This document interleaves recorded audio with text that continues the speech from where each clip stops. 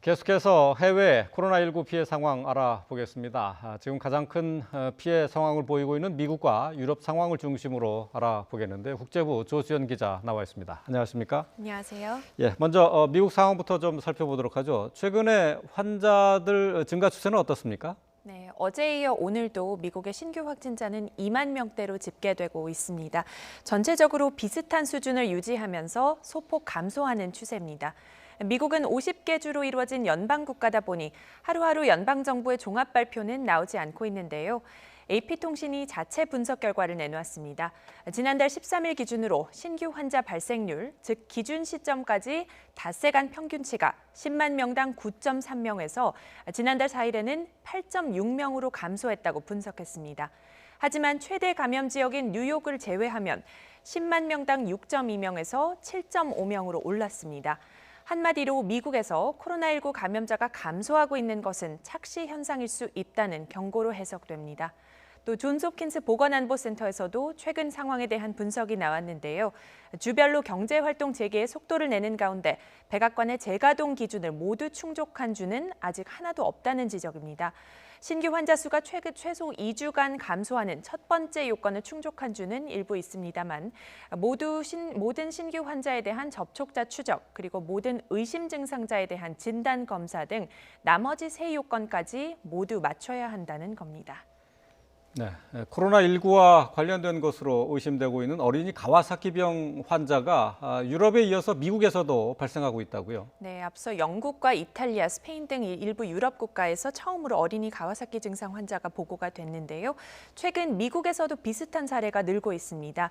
뉴욕의 한 어린이 병원에 코로나19 연관성이 의심되는 어린이 25명이 입원했고 이 가운데 11명이 중환자실 치료를 받고 있습니다. 이들은 혀가 빨개진 증상부터 관상동맥이 확장된 증상까지 보인 것으로 전해졌습니다. 또 일부는 호흡곤란을 겪었고 인공호흡기를 달아야 하는 경우도 있었는데요. 코로나19와의 정확한 관련성은 아직까지는 밝혀지지 않고 있습니다. 뉴욕의 의사들은 이처럼 새로운 염증 질환을 증상을 보인 어린이 환자들이 코로나19 지역사회 감염이 확산한 이후 발생한 점에 주목하고 있습니다. 미국 전체적으로 보면 이런 증상을 보인 어린이 환자가 아직 많지는 않습니다만 환자 규모에 대한 정확한 자료는 필요하다는 지적이 나옵니다. 특히 이런 현상은 어린이의 코로나19 위험도 예상했던 것보다 높을 수 있음을 시사한다는 분석입니다. 네. 백악관의 코로나19 대응 태스크포스가 해체 추진이 되고 있다라는 소식을 어제 전해드렸는데 하루 만에 혼선이 빚어지고 있다고요? 네, 어제 펜스 부통령의 발표 전해드렸는데요. 코로나19 TF가 목표를 달성함에 따라서 단계적인 해체 시기를 논의 중이다 이렇게 말을 했었죠. 그런데 하루 만에 트럼프 대통령은 TF를 무기한 유지하겠다고 언급했습니다. 트럼프 대통령은 트위터를 통해 TF의 성과를 자평하면서 이같이 밝혔습니다. 적절하게 인원을 추가하거나 줄일 수도 있다면서 앞으로는 안전과 국가 재가동, 백신 개발과 치료에 집중하게 될 것이라고 설명했습니다. 어떤 식으로든 업무 방향의 조정이 있을 수 있음을 내비친 것으로 보이는데 TF의 미래를 두고 혼선도 가중되는 모습입니다. 트럼프 대통령의 발언은 TF 활동을 접는 것을 두고 의료계와 언론에서 우려와 비판 여론이 제기된 상황과 무관치 않아 보입니다. 이런 가운데 백악관 TF 브리핑은 일주일째 열리지 않고 있는데요. 오늘은 백악관의 신임 언론 담당 대변인인 케일리 맥이네니가 단독으로 브리핑을 진행하기도 했습니다. 네. 계속해서 유럽으로 좀 넘어가 보겠습니다. 유럽에서는 영국이 사망자 증가 추세가 좀 컸었는데 지금 상황은 어떻습니까? 네, 오늘은 영국의 누적 사망자가 3만 명을 넘어선 점이 눈에 띕니다. 유럽에서 사망자 수가 가장 많고요. 유일하게 3만 명을 넘어선 겁니다. 존슨 영국 총리는 봉쇄 완화가 재확산의 불씨가 될 수 있다는 조심스러운 입장을 내비쳤습니다. 그러면서도 가능하면 돌아오는 월요일부터는 완화에 나서고 싶다는 뜻을 밝혔는데요. 누적 사망자 증가에도 바이러스 확산은 정점을 찍었다는 판단에 따른 것으로 보입니다. 또 이탈리아에서는요, 다소 긍정적인 데이터도 나타나고 있습니다. 누적 완치자 수가 현재 치료 중인 실질 감염자 수를 처음으로 넘어섰습니다.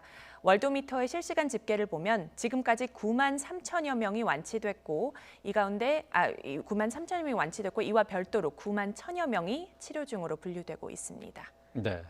자, 여름 휴가철이 다가오면서 유럽 각국이 코로나19 관련한 조치들을 좀 완화하는 조짐을 보이고 있다고요. 네, 그렇습니다. 유럽은 국가별로 봉쇄 완화 조치들이 계속해서 이어지고 있습니다만 그렇다고 자유로운 이동이 가능한 상황은 아직 아니거든요. 네. 근데 이제 독일 정부 관리는 코로나19를 제대로 통제할 수만 있다면 4주에서 8주 안에 여행 규제를 완화할 수 있게 되길 바란다고 말했습니다. 독일인들이 여름 휴가를 보낼 수 있는 국가로는 자동차로 접근이 가능한 오스트리아, 프랑스, 그리고 폴란드, 벨기에 등을 꼽았습니다. 그리스의 마초타스키 총리도 관광 산업 재개에 대한 희망을 내비치면서 최고의 시나리오는 7월 1일부터 해외 관광객을 받는 것이라고 밝혔습니다. 이동 제한으로 직격탄을 맞은 숙박 공유업체죠. 에어비앤비는 최근 일부 유럽 국가에서 예약이 점차 늘어나는 추세로 전해졌습니다. 에어비앤비 측은 덴마크와 네덜란드에서 예약이 급증하고 있고 노르웨이, 스웨덴, 스위스 그리고 오스트리아에서도 상황이 나아지고 있다고 밝혔습니다. 네. 코로나19로 각국의 경제 상황에 큰 타격을 주고 있는데요.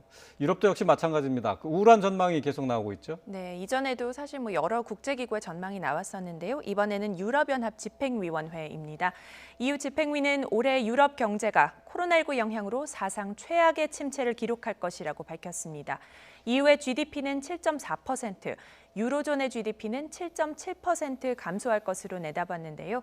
집행위는 유럽이 대공황 이래 전례 없는 경제적 충격을 경험하고 있다면서 침체의 깊이나 회복의 강도는 각국 상황에 따라 다를 것이라고 경고했습니다. 특히 이탈리아와 그리스 그리고 스페인은 실업률이 높고 또 이 관광 산업 의존도가 높은 만큼 가장 심각한 타격을 입을 것으로 전망됐습니다. EU의 전체적인 실업률은 지난해 6.7%에서 올해 9%로, 유로존의 실업률은 지난해 7.5%에서 올해 9.6%로 상승할 것이라는 예측인데요. 노동시장에서 가장 많이 체감될 팬데믹의 충격이 장기화하지 않도록 하는 게 무거운 과제로 남아 있습니다. 네. 코로나19와 관련한 해외 상황 살펴봤습니다. 조수영 기자였습니다. 고맙습니다.